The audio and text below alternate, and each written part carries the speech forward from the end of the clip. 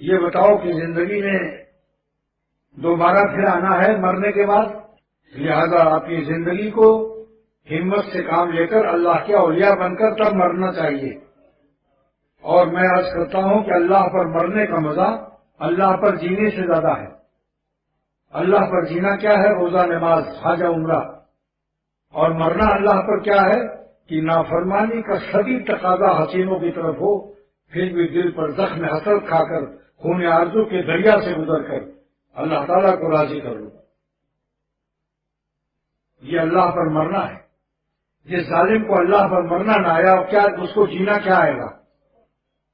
جینا آتا ہی ہے جب ان پر مرنا آ جائے، کہ اللہ کو ناخوش کر کے حرام لذتوں کی درآمدات کو سیر کر دو۔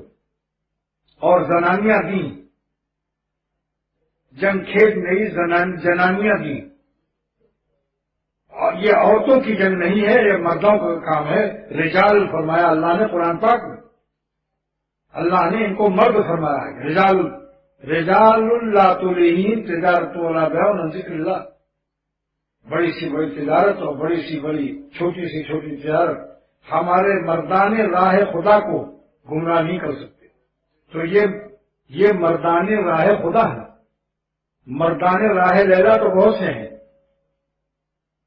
یہ تو کافر بھی ہے، بعض کبھی ہوتے ہیں بیوی کا بہت اچھا حق ادا کرتے ہیں، پہلوان بھی ہوتے ہیں، مگر مردان راہ خدا وہ ہیں جو اللہ تعالیٰ کو ناراض کر کے حرام لذت لے کر اپنے کمینے پن اور بے غیرتی اور بے وفائی کا ثبوت پیش نہیں کرتے۔